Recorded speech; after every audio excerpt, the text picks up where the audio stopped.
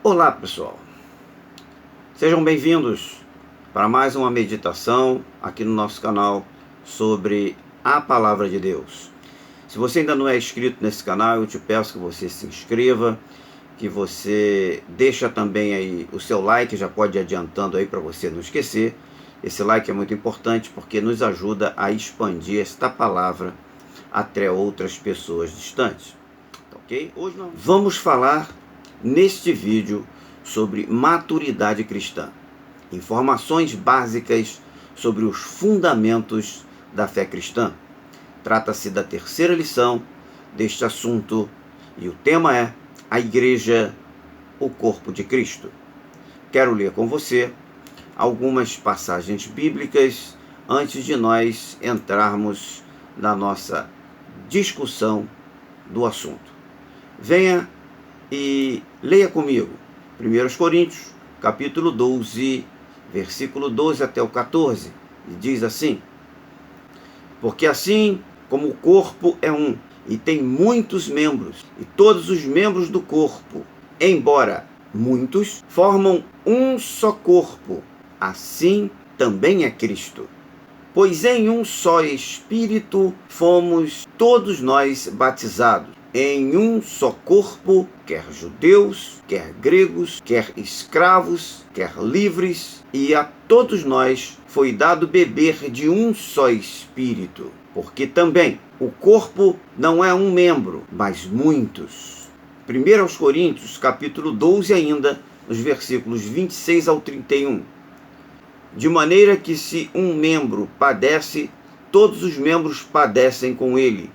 E se um membro é honrado, todos os membros se regozijam com ele. Ora, vós sois corpo de Cristo, e individualmente seus membros.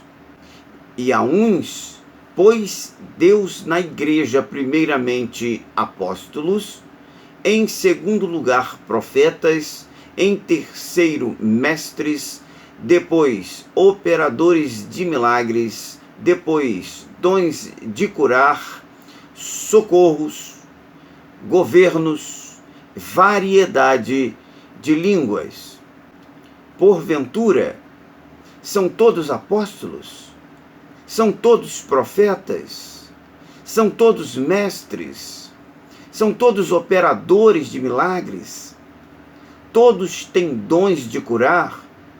Falam todos em línguas? Interpretam todos? Mas procurai com zelo os melhores dons. Ademais, eu vos mostrarei um caminho sobremodo excelente. Mais um texto ainda para a gente meditar e entrar diretamente no tema, Efésios capítulo 5, versículo 23, parte B, que diz assim: como também Cristo é a cabeça da igreja, sendo Ele próprio o Salvador do corpo. Vamos estudar esse tema, vem comigo.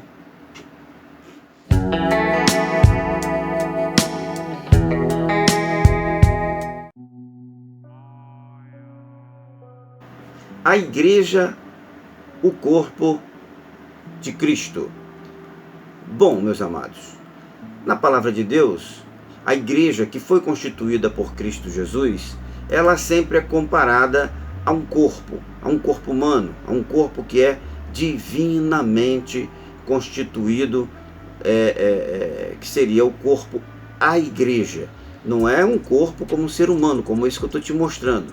É apenas de modo didático que eu estou colocando esse corpo, porque o corpo é um só. Assim como esse corpo que eu estou te mostrando aqui agora, ele é um só, assim também é a igreja. Ela é vista biblicamente, nos textos bíblicos, ela é comparada a um corpo.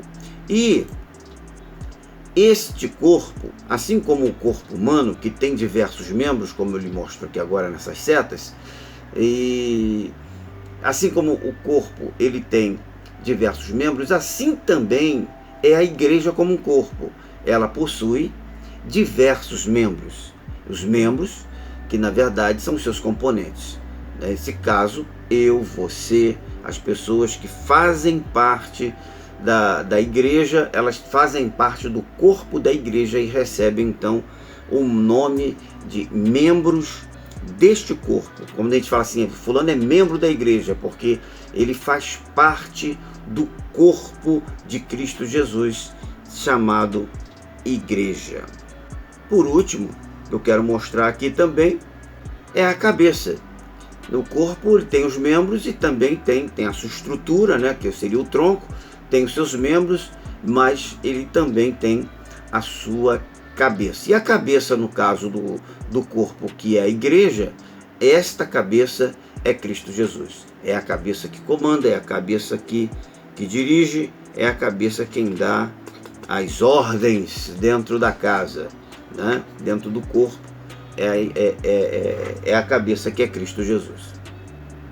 Essa visão de Cristo como a cabeça da igreja, você pode dar uma olhada aí na sua Bíblia e conferir nos textos de Efésios capítulo 1, versículos 22 e 23. Depois também você pode dar uma olhadinha no texto de Colossenses capítulo 1, no versículo 18. Jesus Cristo é a cabeça da igreja. Uma observação: existem algumas pessoas que elas se dizem crentes em Cristo Jesus, mas não querem estar ligadas a uma igreja. Elas alegam que não querem e nem precisam prestar obediências a um pastor, porque é um homem como outro qualquer.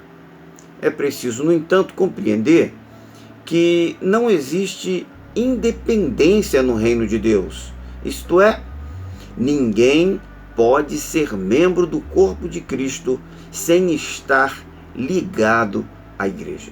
É necessário, é fundamental que você esteja ligado à igreja para que então você faça parte deste corpo. Há uma interdependência entre os membros do corpo de Cristo, assim como também existe uma interdependência entre todos os membros e órgãos que compõem o corpo humano. Não é verdade? Vamos prosseguir. Como eu disse, e mostro aqui para você, aqui você está vendo uma igreja. Aqui você está vendo uma igreja. Uma igreja que ela tem, é formada por diversos membros, que são diversas pessoas, diversos tipos de pessoas, né? Pessoas grandes, pessoas pequenas, pessoas velhas, pessoas novas, vários tipos de pessoas. E essas pessoas elas compõem a estrutura da igreja, a estrutura espiritual da igreja. Bom, embora sejam muitos membros, diferentes membros, embora haja diversidade de membros, tá? Esta membresia, este corpo chamado igreja, este corpo, ele constitui um único corpo. Esse monte de gente diferente, esse monte de gente, diversas faixas etárias, diversas idades, diversos tipos de cultura, elas compõem um único corpo. Não existem 3, 4, 5 igrejas, e que você encontra aí de diferente, quando você olha a placa lá na frente de uma obra, de um prédio, de uma igreja, o que você está vendo ali é uma placa denominacional, mas a igreja de Cristo, ela é apenas uma. Existe um único corpo de Cristo, que é constituído por esses diversos e diferentes membros que a compõem. Que maravilha falar de igreja, não é? E essas pessoas, neste corpo, elas trabalham sempre em busca de quê? Da unidade. É esta unidade que você está vendo aqui. Esta unidade é que caracteriza o corpo chamado igreja. A cabeça, que é Cristo Jesus. Como eu já disse, né? A cabeça é Jesus Cristo. É Ele que comanda, é Ele que controla. Eu estou sendo repetitivo, mas é para que você possa verdadeiramente guardar isso aí, ó, na sua cabeça, na sua memória e no seu coração. Você precisa ter sempre essa consciência de que Jesus Cristo é a cabeça. Agora eu quero falar aqui de uns símbolos que você vai encontrar na Bíblia, símbolos da igreja, ou seja, coisas que simbolizam a igreja e que você vai encontrar em textos bíblicos, tá? Em textos bíblicos. Vamos lá. Primeiro, a igreja, ela é apresentada na Bíblia. O primeiro símbolo que apresenta é a igreja como o corpo de Cristo, tá? É uma forma simbólica de se representar a igreja. Na Bíblia você vai encontrar, quando falar assim do corpo de Cristo, na Bíblia que você encontrar lá, escrito assim, você vai ver que está se referindo à igreja de Cristo. Um outro tópico, um outro símbolo é igreja como um templo. Igreja como um templo.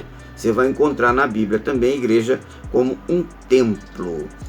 Embora Deus habite em toda parte, Ele escolheu determinado lugar para ser sentida a sua presença, para ser adorado e invocado. Daí a existência de um templo ou tabernáculo para propiciar ao povo de Deus o lugar ideal para a adoração a Deus. Os crentes são representados como pedras vivas. Vai lá ver em 1 Pedro, você vai encontrar isso, 1 Pedro capítulo 2, versículos 4 e no versículo 5. Edificados sobre o fundamento que é Cristo nosso Senhor. Ele é a pedra de esquina, a pedra de referência, a pedra principal, a pedra angular é Cristo Jesus, tá? Não se esqueçam disso.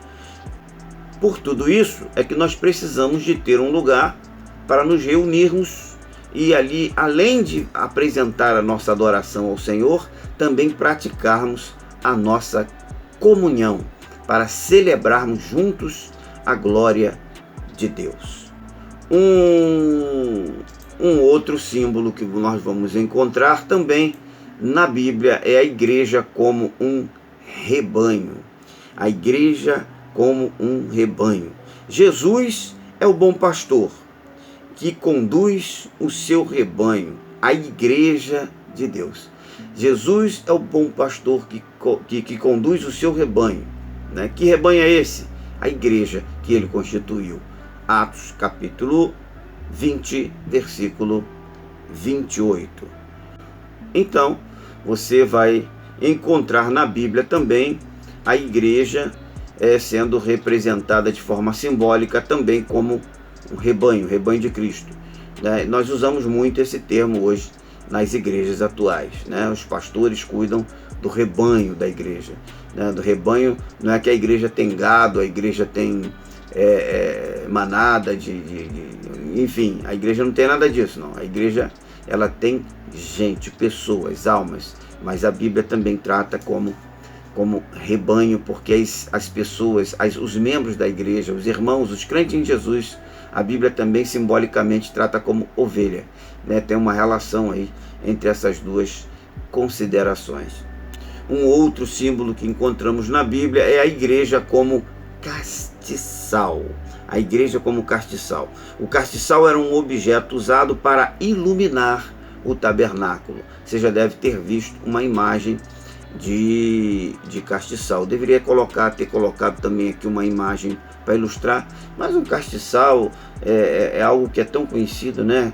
É aquela peça que tem 7 pontas e nessa para cima, e em cada ponta dessa você colocaria hoje se colocaria uma vela, né? Uma vela acesa.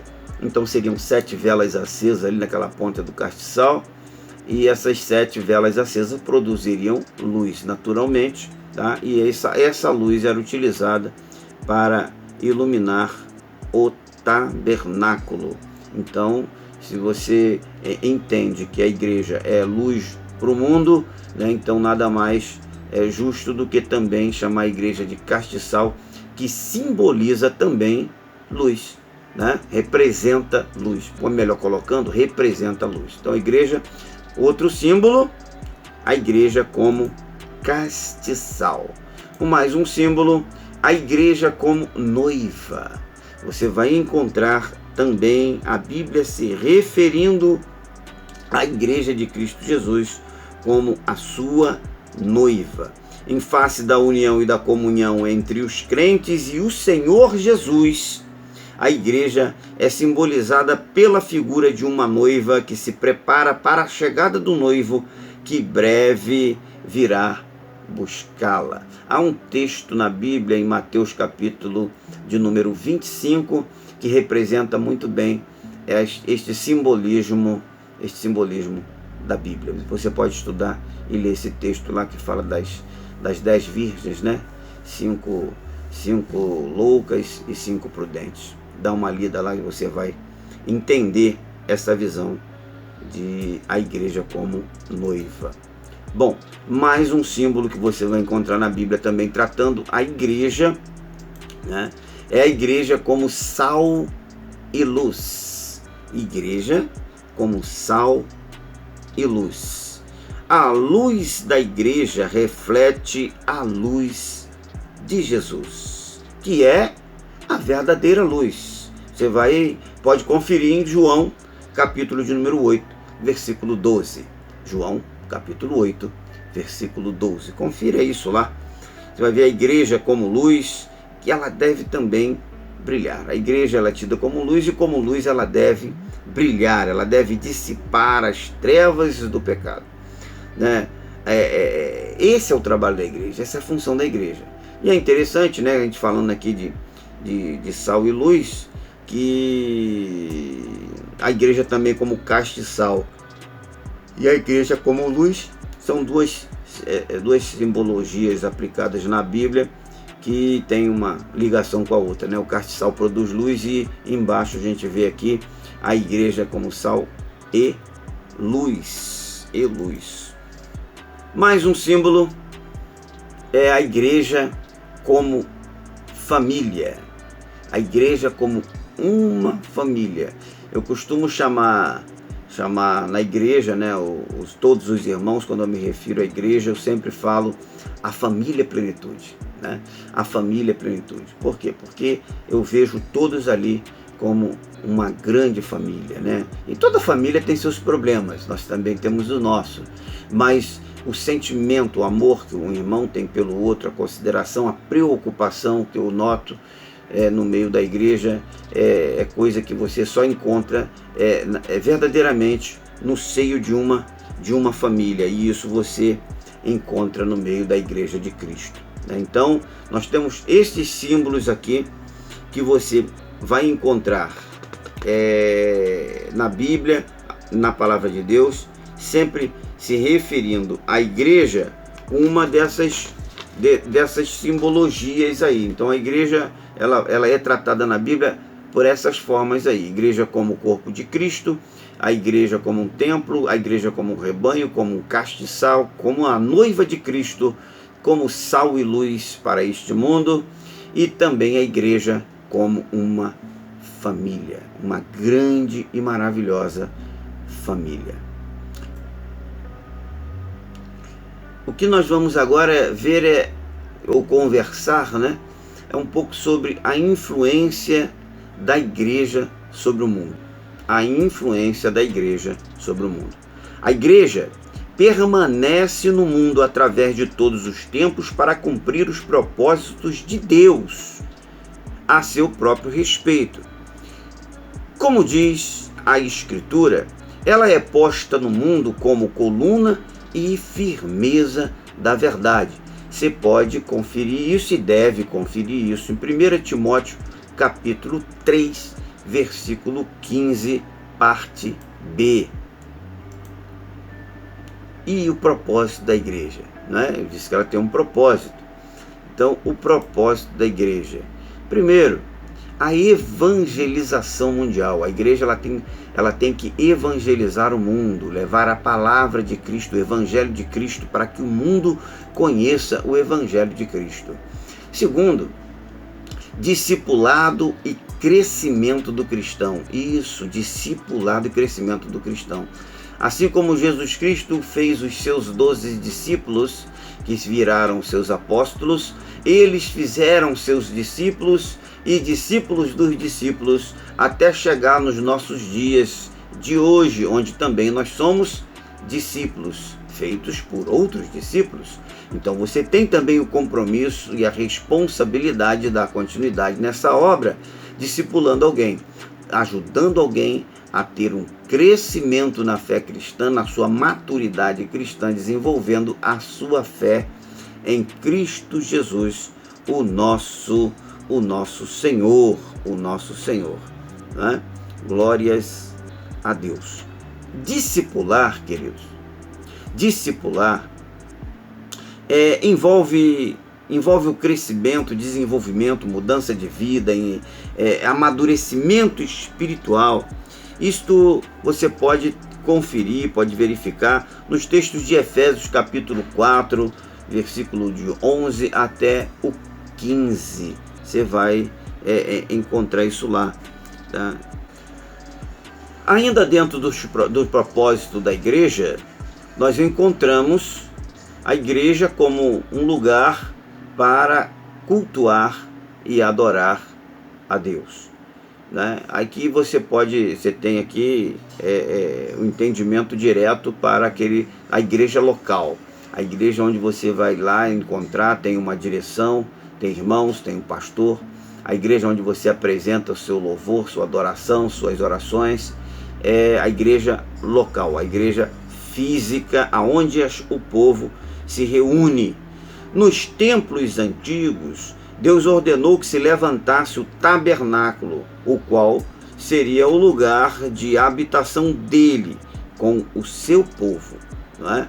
Então, há desde o Velho Testamento uma orientação para que tivesse um local, não que Deus precise de lugar para ele habitar, eu já falei isso aqui nessa lição hoje, né? Mas há um desejo de Deus de ver o seu povo congregando, o seu povo se reunindo, e ele se reunindo ali com o seu povo. Êxodo capítulo 25, versículo de número 8. Versículo de número 8. Tá? Diz a Bíblia ainda em Êxodo capítulo 40, versículo 34, que aquele lugar era cheio da glória de Deus, cheio da glória de Deus. No novo pacto, que quando eu digo novo pacto, agora eu estou me referindo ao pacto de sangue e de cruz com Jesus, né? No novo pacto, Deus prometeu fazer da igreja a sua morada. Leia isso em Mateus capítulo 18, versículo 20, capítulo 28, versículo 20 e capítulo 3 de 1 Coríntios, versículo 16. Ainda dentro dos propósitos da igreja, nós vemos que igreja também é um lugar de se atender aos necessitados. Lugar para se atender aos necessitados.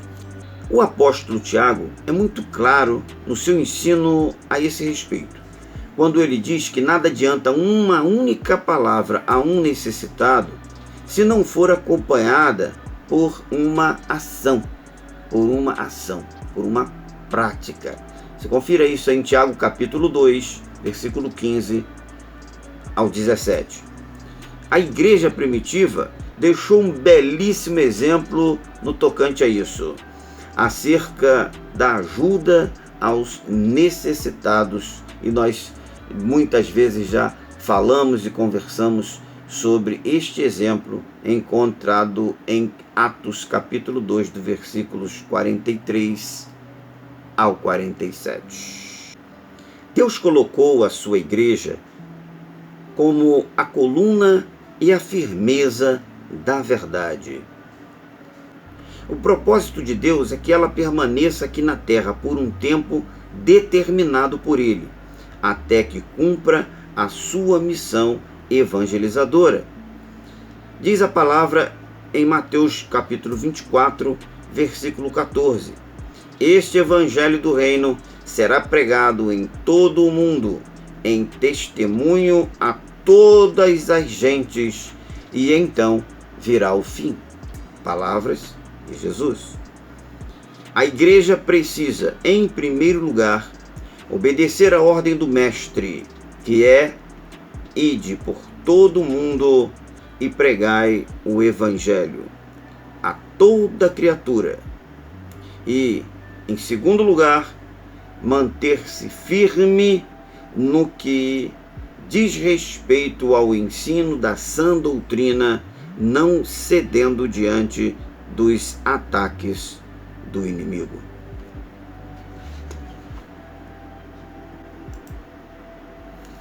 Agora, eu gostaria que você pausasse o vídeo, né? E tente responder aí essa questão, tá? Tente responder sem olhar a resposta. Eu já vou colocar a resposta para você, mas é interessante que você pause o vídeo e tente responder sem olhar a resposta, tá? O que se deve fazer aqui? Número 1, oferecer um culto racional. Você vai ter que encontrar na coluna vermelha qual o versículo que se refere a essa afirmação que você encontrou no item 1 da coluna branca, da coluna cujas letras são brancas, né? Por exemplo, número 8, colunas do templo. Qual dos versículos ao lado representam o versículo que contempla o que está escrito no item 8, colunas do templo. Então você vai numerar ali como número 8. O que você encontrar, você vai botar o número nos versículos, textos bíblicos correspondentes escritos ao lado em vermelho. Então, você dá um pause e responda.